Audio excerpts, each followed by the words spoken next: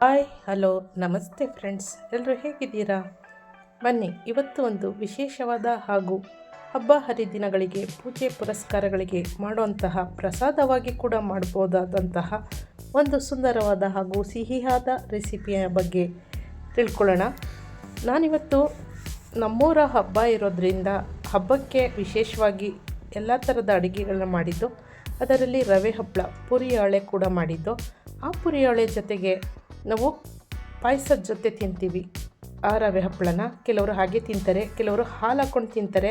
ಆದರೆ ನಮ್ಮ ಮನೆಯ ಸಂಪ್ರದಾಯದ ಥರ ನಮ್ಮೂರಿನಲ್ಲಿ ಹಬ್ಬ ಆದರೆ ರವೆ ಹಪ್ಪಳ ಜೊತೆಗೆ ಪಾಯಸ ಮಾಡ್ತೀವಿ. ಈ ಪಾಯಸ ಯಾವುದು ಬೇಕಾದರೂ ಮಾಡ್ಬೋದು. ನಾನು ಈ ಬೇಸಿಗೆ ಕಾಲಕ್ಕೆ ಬಿಸಿಲ ಜಳಕ್ಕೆ ತಂಪಾಗಿರುವಂತಹ ಪಾಯಸ ಅಂದರೆ ಅದು ಹೆಸರುಬೇಳೆ ಪಾಯಸ ಅಲ್ವಾ. ಈ ಕಾಲಕ್ಕೆ ತಕ್ಕಂತಹ ಪಾಯಸ ಅದು ಹೆಸರುಬೇಳೆ ಪಾಯಸ ಒಳ್ಳೆಯದಾಗುತ್ತೆ ಅಂತ ರವೆ ಹಪ್ಪಳ ಜೊತೆಗೆ ನಾನು ಈ ಪಾಯಸವನ್ನು ಮಾಡಿದೆ. ಅದು ಕ್ವಿಕ್ಕಾಗಿ 10-15 ನಿಮಿಷದಲ್ಲಿ ಫಾಸ್ಟಾಗಿ ಯಾವುದೇ ಮಸಾಲೆ ಖಾರಗಳನ್ನ ರುಬ್ಬದೆ ಹಾಗೆ ಇರುವಂಥ ಪದಾರ್ಥಗಳನ್ನ ಬಳಸಿ ತಂಪಾದ ಪಾಯಸವನ್ನು, ಇದು ದೇವರ ಪ್ರಸಾದಕ್ಕೂ ಕೂಡ 10 ನಿಮಿಷದಲ್ಲಿ ಮಾಡ್ಕೋಬೋದು.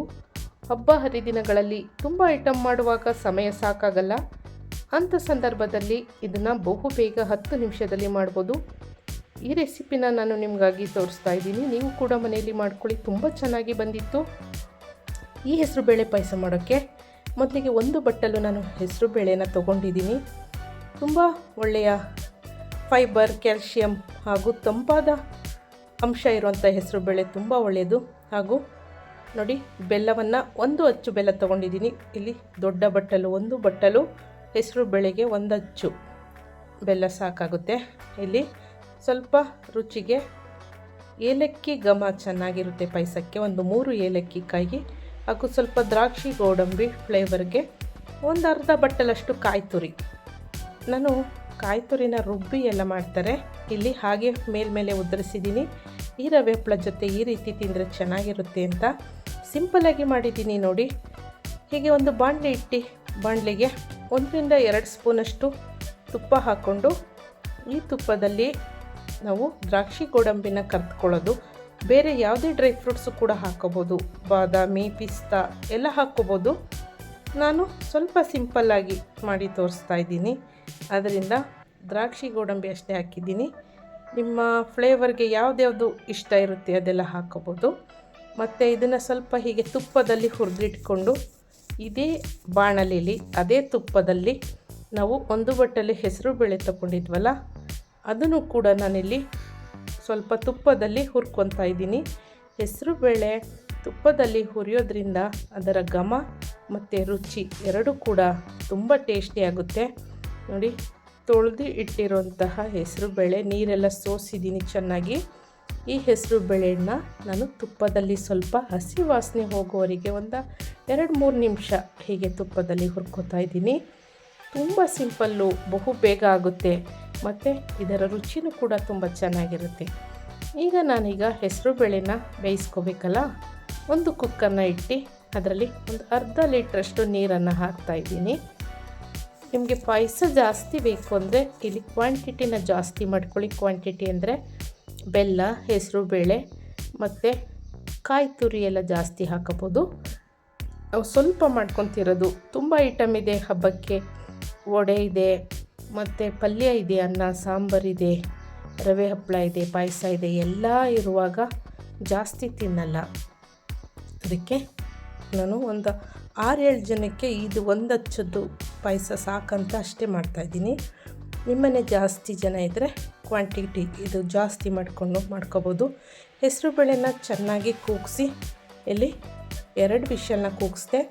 ಅದು ಹುರಿದಿದ್ದೆ, ಸ್ವಲ್ಪ ಬೇಗ ಹೆಸರು ಬೇಳೆ ಬೇಯಿತು ನೋಡಿ. ಹೆಸರು ಬೇಳೆನ ವಿಷಲ್ ಕೂಗಿಸುವಾಗ ನೀವು ಫುಲ್ಲು ಪೇಸ್ಟ್ ಮಾಡ್ಕೊಬಿಡ್ಬಾರ್ದು, ಪೊಂಗಲ್ ಥರ ಹೋಗ್ಬಿಡುತ್ತೆ. ಸ್ವಲ್ಪ ಬಾಯಿಗೆ ತಿನ್ನುವಾಗ ಫ್ಲೇವರ್ ಬಾಯಿಗೆ ಸಿಗಬೇಕು ಹೆಸರು ಬೇಳೆ, ಆ ರೀತಿ 1-2 ವಿಷಲ್ಸ್ ಕೂಗಿಸಿದ್ರೆ ಸಾಕು. 2 ವಿಷಲ್ ಕೂಗಿಸಿದ್ದ ಹೆಸರು ಬೇಳೆನ ನಾನು ಒಂದು ಪಾತ್ರೆಗೆ ಎತ್ತಿಟ್ಟು ಅದೇ ಕುಕ್ಕರ್ನಲ್ಲಿ ನಾನು ಈ ಬೆಲ್ಲನ ಕರಗಿಸ್ಕೊತಾ ಇದ್ದೀನಿ ನೋಡಿ. ಹೆಚ್ಚು ಪಾತ್ರೆಗಳನ್ನೇನು ಮಾಡ್ಕೊಳ್ಳೋ ಅವಶ್ಯಕತೆ ಇಲ್ಲ. ಪಾಯಸ ಮಾಡಬೇಕು ಅಂದರೆ 3-4 ಪಾತ್ರೆ ಅದರಿಂದ ಇದಕ್ಕೆ ಚೇಂಜ್ ಮಾಡೋದು, ಇದರಿಂದ ಅದಕ್ಕೆ ಚೇಂಜ್ ಮಾಡೋದು ಏನು ಬೇಕಾಗಿಲ್ಲ. ಅದೇ ಹೆಸರುಬೇಳೆ ಕೂಗಿಸ್ಕೊಂಡಿರೋ ಪಾತ್ರೆಲೇ ಇವಾಗ ನಾನು ಬೆಲ್ಲನೂ ಕೂಡ ಬೇಯಿ ಹಾಕ್ತಾಯಿದ್ದೀನಿ. ಸ್ವಲ್ಪ ನೀರು ಹಾಕಿ ಬೆಲ್ಲನ ಕರಗ್ಸೋಕ್ಕೆ ಹಾಕಿದ್ದೀನಿ. ಮತ್ತು ಏಲಕ್ಕಿನ ಹೀಗೆ ಕುಟ್ಟಿ ಏಲಕ್ಕಿನೂ ಅಷ್ಟೇ ನಾವು ಫುಲ್ಲು ಪೌಡ್ರು ಮಾಡಿಬಿಟ್ಟು ಬಾಯಿಗೆ ಸಿಗಬಾರ್ದು, ಆ ರೀತಿ ಹಾಕಬಾರ್ದು. ಈ ರೀತಿ ಸ್ವಲ್ಪ ದಪ್ಪಾಗಿ ಕುಟ್ಟಿ ಹಾಕಬೇಕು. ಏಲಕ್ಕಿ ಸಿಪ್ಪೆ ಕೂಡ ಸಿಗಬೇಕು ಊಟ ತಿನ್ನುವಾಗ. ಆ ರೀತಿ ಇದ್ದರೆ ಪಾಯಸ ತುಂಬ ಚೆನ್ನಾಗಿ ಬರುತ್ತೆ. ನೋಡಿ, ಏಲಕ್ಕಿ ಪುಡಿನ ಕುಟ್ಟಿ ನಾನು ಬೇಯ್ತಾ ಇರೋ ಈ ಬೆಲ್ಲದ ಪಾಕದ ಜೊತೆಗೇ ಹಾಕ್ತಾಯಿದ್ದೀನಿ. ಅದು ಕೂಡ ಬೆಂದು ಒಳ್ಳೆ ಫ್ಲೇವರ್ ಬಿಡುತ್ತೆ. ನಮಗೆ ಏಲಕ್ಕಿನೂ ಕೂಡ ಹೆಲ್ತ್ಗೆ ತುಂಬ ಒಳ್ಳೆಯದು. ನೋಡಿ, ಹೊಟ್ಟೆ ಉಬ್ಬಸ ಏನಾದರೂ ಊಟ ಮಾಡಿದಾಗ ಡೈಜೆಷನ್ ಆಗಿಲ್ಲ ಅಂದರೆ ಖಂಡಿತ 1-2 ಏಲಕ್ಕಿ ಹಾಕಿ ಜಗಿರಿ, ಊಟ ಬೇಗ ಡೈಜೆಷನ್ ಆಗುತ್ತೆ.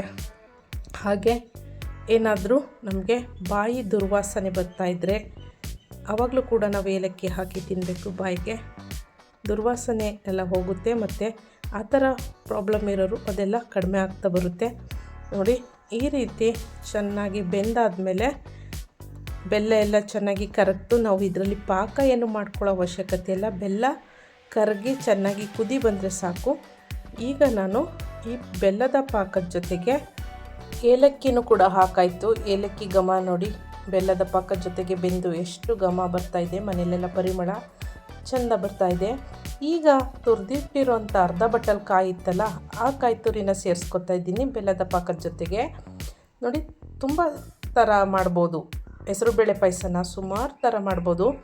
ನಾನಿಲ್ಲಿ ಪುರಿಯಾಳೆ ಅಂದರೆ ನಾವು ರವೆ ಹಪ್ಪಳಕ್ಕೆ ತಿನ್ನೋಕ್ಕೆ ಈ ಕಾಯಿ ತುರಿ ಬಾಯಿಗೆಲ್ಲ ಸಿಗುವಾಗ ರವೆ ಹಪ್ಪಳದ ಜೊತೆ ಅದು ಸಿಹಿ ಇದು ಸಿಹಿ ತುಂಬ ಚೆನ್ನಾಗಿರುತ್ತೆ ಫ್ಲೇವರು. ಈ ರೀತಿ ಮಾಡ್ಕೊಳ್ಳಿ. ಹಬ್ಬ ಹರಿದಿನಗಳು ಬಂದಾಗ ಈ ರೀತಿ ಮಾಡ್ಕೊಳ್ಳಿ, ಚೆನ್ನಾಗಿರುತ್ತೆ. ಮತ್ತು ಈ ಹೆಸರುಬೇಳೆ ಕೂಗಿಸಿಟ್ಟಿದ್ವಲ್ಲ, ಸಪ್ರೇಟ್ ತೆಗೆದಿಟ್ಟಿದೆ ನೋಡಿ, 2 ವಿಷಲ್ ಕೂಗಿಸಿ. ಆ ಹೆಸರುಬೇಳೆನ ಈಗ ಇದೇ ಕುಕ್ಕರ್ಗೆ ಸೇರಿಸ್ಕೊತಾ ಇದ್ದೀನಿ.